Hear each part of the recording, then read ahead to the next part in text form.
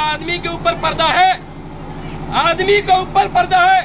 अरे जिसके ऊपर पर्दा है हम उसे बेपर्दा करते हैं, और जो बेपर्दा है हम उसे बापर्दा करते हैं।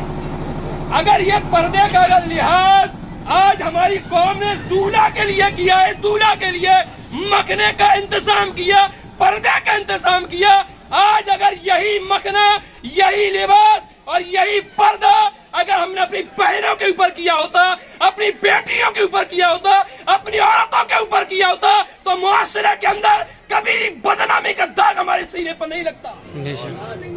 अजीज़ान गिरामी वक़्ता, कहने का मतलब ये है कि ये मखना डालने की जरूरत है नहीं, निकाह में मखना की जरूरत नहीं है। अगर मखना न डाले जब भी निकाह पुनः एकदम दुरुस्त होगा, जायज होगा। मौलवी होते हैं, आलिम होते हैं, मौलाना व फाजिल होते हैं, मुफ्ती होते हैं, वो क्या होते हैं मालूम है? वो आप ही में से किसी के तो भतीजे होते हैं, और आप ही में से किसी के बेटे होते हैं, आप ही में से किसी के भाई होते हैं। कुल मिला के ये कि आप हमारे अपने हैं और हम आपके हैं, यहाँ कोई किसी से जाती दुश्मनी तो है नहीं। यानी अगर हमसे कोई गलती हो तो आप बता सकते हो, इसलिए कि आप बड़े हो, और हमें ऐसा एहसास हो, हमें ऐसा एहसास हो कि हमारी समाज के अंदर, हमारे मुआशरे के अंदर कुछ गलतियां हैं, तो उन्हें बयान करना भी जरूरी है। अब बयान करना क्यों जरूरी है?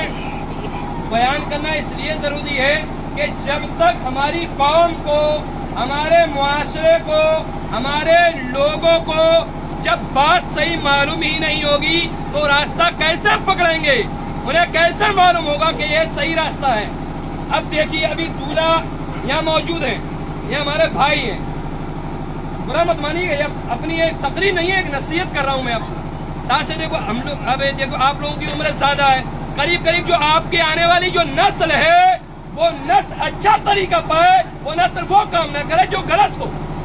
अभी भाई आए थे, बैठे हुए थे, इमामा शरीफ सर पर बांधा हुआ था, थोड़ी देर के बाद क्या हुआ, बोले भाई निकाह का टाइम है, और जब निकाह का टाइम है तो मखना डाल दीजिए, मखना डाल दीजिए। आप खुद बताओ, क्या आदमी के ऊपर पर्दा है? आदमी के ऊपर पर्दा है। अरे जिसके ऊपर पर्दा है हम उसे बेपर्दा करते हैं, और जो बेपर्दा है हम उसे बापर्दा करते हैं।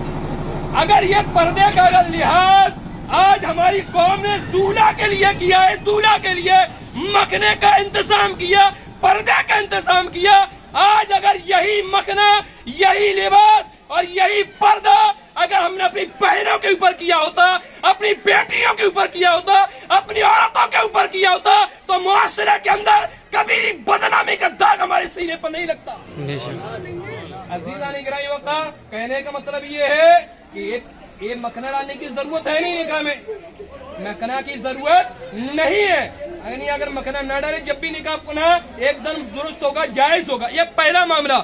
दूसरी चीज मैं आपको यह बता दूं कि देखो आप लोग बुजुर्ग हो, जो तजुर्बा आपको है वो मुझे नहीं होगा, क्योंकि उम्र के एतबार से भी तजुर्बा बहुत अच्छा खासा हो जाता है। मैंने आप ही की समाज में तकरीर करी अभी इधर आनंदी बाटिका में, वहां भी मैंने ये तमाम चीजें रखी कि उनको रखना बहुत ही ज्यादा जरूरी है। हमारे यहाँ निकाह कहाँ आते हैं कि काजी को नाम से जानते हैं कि भाई काजी साहब आ गए, कुछ लोग बोलते हैं हाफिज साहब आ गए, कुछ लोग बोलते हैं इमाम साहब, मौलाना मुफ्ती और फाजिल साहब आ गए। और आने के बाद हमारा ये इमाम, हमारा ये मौलवी, हमारा ये आलिम, हमारा ये कारी, मौलाना मुफ्ती यहाँ बैठ कर अपनी अवाम की शक्ल देखता है कि देखो अब अपनी अवाम की शक्ल, कहीं ऐसा बैठा रहेगा, कहीं ऐसा बैठा रहेगा, कहीं ऐसा देखता रहेगा। लेकिन समाज के अंदर, इतने मजमा के अंदर एक आदमी हमें ऐसा नहीं मिलता कि जो ये कह सके कि मौलाना साहब कुछ जरूरत हो तो बता दो, मौलाना साहब जब आ चुके हैं जब निकाह का में, तो निकाह की तैयारी शुरू कर दो। बल्कि हर एक इंसान को मैंने भी यही देखा, मैं तजुर्बा कर रहा था कि हर एक इंसान आपस में एक दूसरे से गुफ्तगू कर रहा था, लेकिन इमाम क्या बैठा है उन्हें कोई जरूरत नहीं। सबसे पहली चीज ये है कि जब बारात आ जाए तो उनकी इज्जत करो, बाराती आ जाए उनकी इज्जत करो, और ऐसी इज्जत करो कि जब जहां से जाए तो घर पे जाए तो ये कहें कि वाकई किसी रिश्तेदारी में गए थे, वाकई हमें रिश्तेदार काबिल है, तारीफ मिले हैं, और जितनी तारीफ की जाए उतना ही कम है। ऐसी जाने गिरामी वक़्त, कहने का मतलब ये है कि इस निकाह के अंदर कई जो खामियां हैं इन्हें हमें दूर करना चाहिए। سب سے پہلے ہمیں نکاح ادا کرنا چاہیے. سب سے پہلے نکاح کروا لیں, پھر ہماری جو بھی تیاری ہے وہ آرام سے کرتے رہیں. کیونکہ یہ دیکھو مکھنا ڈالنا, پھر ابھی یہ لباس آئے تھے 2 4 5 لباس آئے, یہاں بھی آئے تھے, ادھر سے بھی گئے ادھر سے بھی گئے, یہ سب کام کر لو, اس میں کوئی حرج تو نہیں. شریعت نے منع نہیں کرا کہ بھائی ایسا جائز نہیں, ایسا تو کچھ ہے نہیں.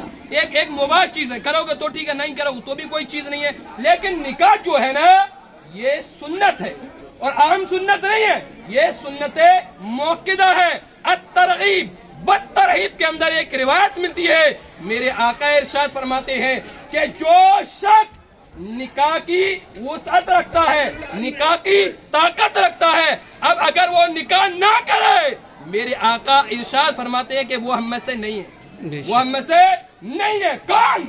کہ جو نکاح کی وسعت رکھتا ہے, نکاح کی طاقت و قوت رکھتا ہے, اس کے باوجود اگر وہ نکاح نہیں کر رہا ہے, میرے آقا ارشاد فرماتے ہیں وہ ہم میں سے نہیں ہے. ترغیب و ترہیب کے اندر یہ روایت ملتی ہے. عزیزان گرامی وقار, آقا کریم صلی اللہ علیہ وسلم نے فرمایا النکاح من سنتی, النکاح من سنتی, اے لوگو نکاح میری سنت ہے, لوگو نکاح میری سنت ہے.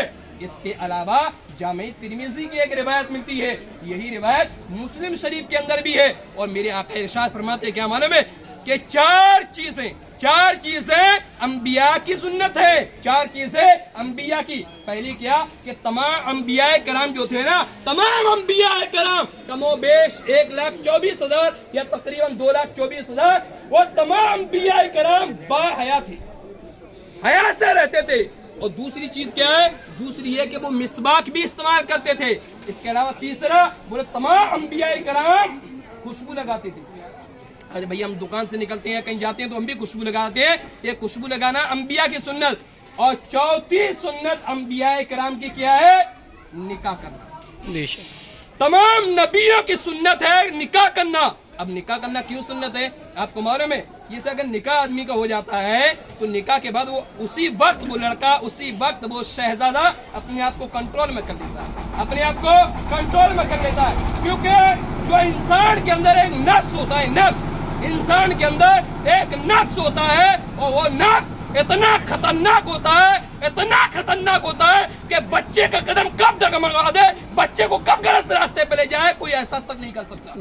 آپ کو معلوم ہے بہت سے لوگ شکایت کرتے ہیں, مولانا صاحب ارے مفتی صاحب یہ بتا دو, نماز میں جیسے ہی کرتے ہیں اللہ اکبر, دنیا بھر کے خیالات شروع ہو جاتے ہیں, کیا کر رہا ہوں کیا نہیں کر رہا ہوں, کیا کر رہا ہوں, کہاں اٹھانا کہاں جانا, تمام خیالات شروع.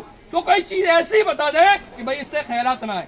مولانا صاحب کہتے ہیں بھائی جو ناپ ہے نا, ناپ یہاں ہاتھ باندھ لو, اور ہاتھ باندھو مت بلکہ تھوڑا سا دبا دو, تھوڑا سا دبا دو. اب جو یہاں ایک نس ہوتی ہے نا, وہ ڈائریکٹ دل سے کانٹیکٹ ہوتا ہے اس کا, اور جب وہ دب جائے گی وہ نس مر جائے گا, پھر آپ کو خیالات نہیں آئے گا. اور اگر یہ میں بات ایسی بول رہا ہوں, کل صبح سے فجر سے تجربہ کر کے دیکھ لیں آپ لوگ, جو لوگ نماز پڑھتے ہیں تھوڑا سا دبا دیں, جب یہ دب جائے گا تو اس کے بعد کوئی خیالات نہیں آئیں گے. تو جو صحیح عمر میں, اسی لیے بولا جاتا ہے کہ بچے کی عمر صحیح عمر میں ہی نکاح کر دیا جائے. اگر صحیح عمر میں کر دیا تو یہ سمجھ لو مصطفیٰ کریم صلی اللہ علیہ وسلم کی سنت تو ادا ہوگی, تمام بدنامیوں سے, داغ سے ہمارا بچہ بچا رہے گا. دوسری چیز میں آپ کو یہ بھی کہنا چاہوں گا, دیکھو آج کا جو دن ہوتا ہے یہ بہت اہم ہوتا ہے, ایک دوسرے کے لیے بہت اہم ہوتا ہے. یہاں بہت سے لوگ یہ بھی ہوں گے کہ جن کی بارات آنے والی بھی ہوں گی, جن کی جانے والی بھی ہوں گی, اس لیے میں یہ نصیحت کر رہا ہوں, ہر تقریر میں کرتا ہوں کہ آج کے دن اللہ کا شکر ہے, لاکھ لاکھ شکر ہے احسان ہے پروردگار کا کہ نہ تو ان کی جانب سے کوئی بات نکلی نہ ان کی جانب سے کوئی بات نکلی, بالکل تمام سکون سے. اسی لیے جب بارات لے کر جائیں, جب بھی صبر کا دامن تھامے, اور بارات آئے جب بھی صبر کا دامن تھامے. اسی لیے اللہ قرآن کے اندر ارشاد فرماتا ہے ان اللہ مع الصابرین, صبر کرنے والوں کے ساتھ اللہ تعالیٰ ہے. کیونکہ ہم رشتہ دار بہت سمجھتے ہیں, ابھی صاحب ہیں آپ ہیں, اب لوگ آپس میں ایک دوسرے کو رشتہ دار بہت مضبوط سمجھتے ہیں, لیکن آج جو بارات آئی ہے رشتہ دار آپس میں ایک دوسرے کے لیے دشمن ہو جاتے ہیں. اگر چھوٹی سی بات بھی برداشت نہیں کر سکتے تو چھوٹی چھوٹی باتیں, دیکھو بارات آتی ہے, اتنے لوگ آتے ہیں, یہاں بھی اتنے لوگ ہیں, کبھی بھی کوئی ایسی ویسی بات بن جائے تو اس کو صبر کرنا چاہیے, اس کو اپنے آپے سے باہر نہیں ہونا چاہیے. کیونکہ ظاہر سی بات, آپ کے رشتہ دار تو آپ کے روزانہ آ سکتے ہیں, لیکن جو ان رشتہ داروں کے ساتھ جو بارات آئی ہے یہ آپ کے گھر پر بار بار نہیں آئے گی. اس لیے وہ عزت دو, وہ محبت دو کہ جو لوگ آئے ہیں وہ بھی یہ کہیں کہ واقعی کسی بارات کے ساتھ ہم گئے تھے. اللہ کی بارگاہ میں دعا ہے کہ رب تعالیٰ ہم تمام کو ان باتوں پہ عمل کرنے کی توفیق عطا فرمائے. دعا کے لیے اللهم ربنا آتنا في الدنيا حسنة وفي الآخرة حسنة